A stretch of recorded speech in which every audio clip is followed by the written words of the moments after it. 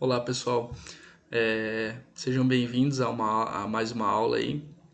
Hoje a gente vai falar sobre química e futebol e qual que é o equilíbrio que existe entre essas duas coisas e o que a gente consegue relacionar entre o futebol e a química, ok? Meu nome é Ricardo de Oliveira e eu vou ajudar vocês a entender um pouquinho sobre essas duas coisas interessantes aí da vida, ok? A primeira coisa que a gente precisa ver no dia de hoje é essa foto, tá? Essa foto aqui ela foi tirada lá em 2017 na cidade de La Paz, na Bolívia, né? Antes de um jogo da seleção brasileira de futebol, como vocês podem ver na foto. E nessa mesma foto vocês podem ver que esses jogadores estão utilizando cilindros de oxigênio, tá? E a gente fica se perguntando, tá, mas por que eles estão usando esse cilindro de oxigênio? Talvez seja o resultado do final de semana. Né? Quem acompanha futebol com uma certa frequência já está acostumado a ver essas cenas, né? Principalmente o futebol latino-americano. Tá? É muito comum quando em altitude os jogadores necessitarem, né, desses equipamentos para, né, desse tratamento aí para poder jogar de maneira equivalente com as pessoas que praticam esse esporte já nessa altitude, essa grande altitude, ok? Mas por que numa altitude elevada você precisa de oxigênio, você precisa respirar, né, através de uma nebulização ou algo do tipo, para ter um desempenho bom, né? Por que o mesmo desempenho que você tem lá no nível do mar, você não tem em grandes altitudes, né? É isso que a gente vai discutir um pouquinho hoje, ok? Primeiro a gente tem que entender o quanto que a altitude interfere, né, no desempenho esportivo. Então, existe basicamente uma regrinha que a gente pode trazer aqui, que é quanto maior a altitude, maior a interferência, né, desse ambiente no esporte, ok? Pode ser boa, pode ser ruim, essa interferência. Tá? Para esportes de curta duração, normalmente acontece um melhor desempenho. Tá? E por que acontece um melhor desempenho? Olha, eu não sei o que aconteceu, se aconteceu, não tô sabendo, mas eu acho que o futebol não é isso que aconteceu, porque eu não sei o que aconteceu. Ar mais rarefeito, ok? Você tem, consequentemente, com ar mais rarefeito, menos resistência do ar, beleza?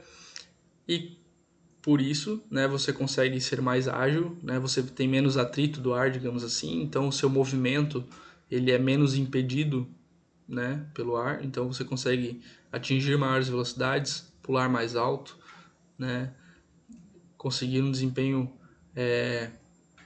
muito melhor em provas de curta duração. A prova disso é essa foto que vocês veem aí, que foi tirada nos Jogos Olímpicos do México em 1968.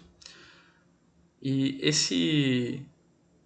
esses Jogos Olímpicos aí, eles aconteceram pela primeira vez numa cidade onde, né, uma cidade em que estivesse acima de 2.000 metros de altitude. E isso trouxe alguns fatos importantes para a ciência esportiva.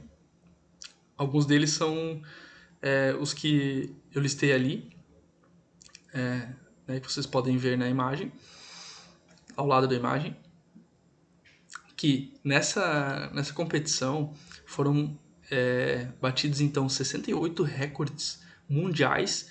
Isso numa mesma competição é muito raro de acontecer, né? E 301 recordes olímpicos. Sabia não? Ok, então nesses nesse evento aí foi então o start para que as comunidades esportivas começassem a tratar com um pouco mais de cuidado essa questão, né, do ambiente onde esse esporte é praticado. Ok? Mas beleza, se nas provas de curta duração o desempenho é melhor, as de longa duração a gente já imagina que deve ser menor, ok? E por que a gente imagina isso? Primeira coisa, a gente está falando sobre lugares em que o ar está mais rarefeito, então é mais difícil de você respirar, ok? Então você tem ali a variação de concentração de oxigênio disponível, então quanto menor a quantidade de oxigênio que você tem disponível, mais difícil de você respirar, ok? As temperaturas também são muito mais baixas nesses locais, ok? Consequentemente, né, em grandes altitudes, existe também uma baixa pressão em relação ao nível do mar. E nesses lugares também ocorre, por conta da variação da concentração de oxigênio, um fenômeno chamado hipóxia, que é comumente chamado de mal das alturas. Na imagem ali à direita do slide, vocês podem ver uma representação de como acontece a troca de oxigênio e CO2, né, na respiração humana. Então, vocês podem perceber ali que entra oxigênio, né, através dos seus pulmões, e esse oxigênio chega na sua corrente sanguínea e sai CO2, ok? Guarda essa imagem, a gente vai utilizar mais para frente. O que essa hipóxia ela gera então no nosso corpo? Se a gente tem menos oxigênio, a gente consequentemente tem alguns problemas bem graves aí para o nosso corpo a curto prazo, ok? Quando você está em grandes altitudes e você sofre um certo esforço, a primeira coisa que vai acontecer com você é você ter sonolência, né? Isso não necessariamente você precisa ter esforço para sentir. Se você estiver numa altitude muito elevada, é normal você sentir sonolência devido ao cansaço do seu corpo. Fadiga muscular e mental, ou seja, né, junto com a cefaleia e a náusea, né, você percebe que o seu corpo ele começa a ter dificuldade de trabalhar sozinho, né, por conta da falta de oxigênio, ok? E leva um certo tempo para que seu corpo consiga se adaptar a esse ambiente. Beleza, mas vocês devem agora estar se perguntando cadê a química nessa história toda aí. E agora então eu convido você a assistir a segunda parte dessa aula, que aí então a gente vai conseguir entender um pouco sobre o que a química tem a ver com futebol e com o que o desempenho em grandes altitudes tem a ver com química, ok? Então vamos lá para a segunda parte que eu te explico melhor isso aí, beleza? Te espero lá.